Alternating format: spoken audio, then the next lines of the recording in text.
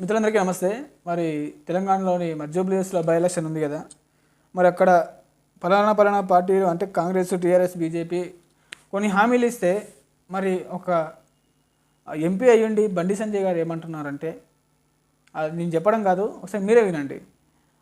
ముడతలు ఉన్న వాళ్ళకు ముడతలు లేని వాళ్ళకు యుద్ధం అంట. అంటే హిందువులకు ముస్లింల మధ్యలో యుద్ధం అంట ఈ బై ఎలక్షన్స్. ఇదే నా ఒక ఎంపీ అయ్యుండి, ఒక ప్రజాస్వామ్యంలో ఒక ఎంపీ అయ్యుండి మాట్లాడాల్సిన విషయం ఇదేనా? నువ్వు గెలిస్తే నువ్వు ఏం చేస్తావు అనేది గిది చెప్పు భయ్. నువ్వు అంటే హిందూ ముస్లింల మధ్యలో ఈ పంచాయతీ ఎందుకు? నువ్వు అభివృద్ధి చెప్పి నువ్వు ఓట్లు అడుగు. ఇంకెన్ని రోజులని ఇట్లా అడుక్కుంటావు ఓట్లు? మీరు ఒకసారి మీరు వినండి. దానితో పాటు ఇంకొక మాట మాట్లాడుతున్నాడు.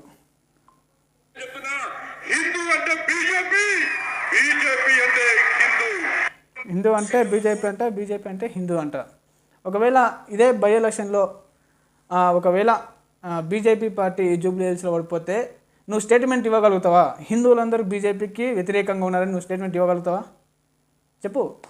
నువ్వు ఎందుకు ఈ మత రాజకీయాలు?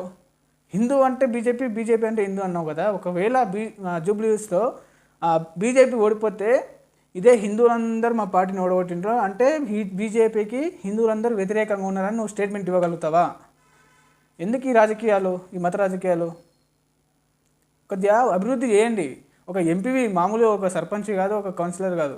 ఒక ఎంపీ అంటే ఒక 4-5 నియోజకవర్గాలకు నువ్వు ఒక పెద్ద మనిషి. నువ్వు ఏం తీసుకురాస్తున్నావు? నువ్వు కేంద్రం నుంచి నువ్వు ఇన్ని రోజుల 8 మంది ఎంపీలు అయ్యింది. నువ్వు తెలంగాణకి ఏం తీసుకొచ్చారు? బడ్జెట్లల్లో ఏం డ్యామ్ కట్టిండ్రు? ఏం ప్రాజెక్టులు కట్టిండ్రు? ఎన్ని ఉద్యోగాలు ఇచ్చారు?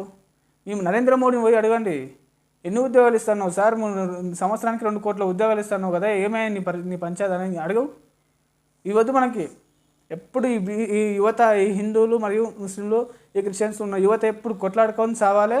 మీరు మాత్రం మంచిగా అధికారంలో కూర్చొని మీరు చల్లగా ఉండాలి, అంతే కదా. ఎంతకాలం బీసీలారా, ఎస్సీలారా, ఎస్టీలారా మీరే ఇక్కడ కొట్లాడేది. హిందూ అదేవిధంగా ముస్లింలలో ఉన్న యువకులారా మీరు మాత్రమే మనం మాత్రమే కొట్లాడేది. అక్కడ ఎంఐఎం పార్టీలో ఉన్నటువంటి పెద్ద మనుషులు, పెద్ద రాజకీయ నాయకులు, అదేవిధంగా హిందువులలో ఉన్న పెద్ద రాజకీయ నాయకులు, అగ్రవర్ణ రాజకీయ నాయకులు మొత్తం వీళ్ళు ఎప్పుడు మంచిగానే ఉంటారు. వీళ్ళ స్వార్థం కోసం, రాజకీయ లబ్ధి కోసం వీళ్ళు సెంటిమెంట్తో ఓట్లు అడుగుతారు. సో మనం గమనించి మనము మంచిగా మేలుకొని మంచి చేసేవానికి ఓటేయాలి. మన దేశం ఇట్లా మార్పు రావాలి. మన దేశంలో ఏదో మతమోనికి లేకపోతే కులమోనికి ఓటు కాదు, మంచి చేసేవానికి ఓటేయాలి. ఇన్నేళ్ళ నుంచి వీళ్ళు వెళ్తూ ఉన్నారు కదా బీజేపీ. మరి ఏం చేసింది? జిఎస్టీ పెంచింది కదా, మరి ఎవరి మీద పడ్డద్దు? జిఎస్టీ పెంచితే హిందువుల మీద మోపు కాదా? ఒక్కొక్కరు అకౌంట్లో మీ మోడీ గారు 15 లక్షల రూపాయలు వేస్తా అని చెప్పిండు. ఒక్కొక్కరు నెత్తి మీద 1,00,000 రూపాయలు వేసిండు కదా. మరి దీని గురించి మాట్లాడవా? ఇవన్నీ చాలా ఉన్నాయి మీ కథలు. మీరు దమ్ముంటే అభివృద్ధి చూపించి ఓట్లాడండి.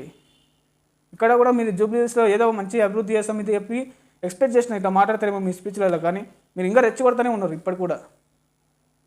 మీరు ఎక్కడెక్కడైతే బీజేపీ వాళ్ళు ఎక్కడైతే నిలబడతారో అక్కడ ఓడిపోయిన ప్లేస్లలో మొత్తం బీజేపీకి వ్యతిరేకంగా ఉందని మీరు ఒకసారి చెప్పి చూడండి, అంత కావాల్సిందంటే మీరు.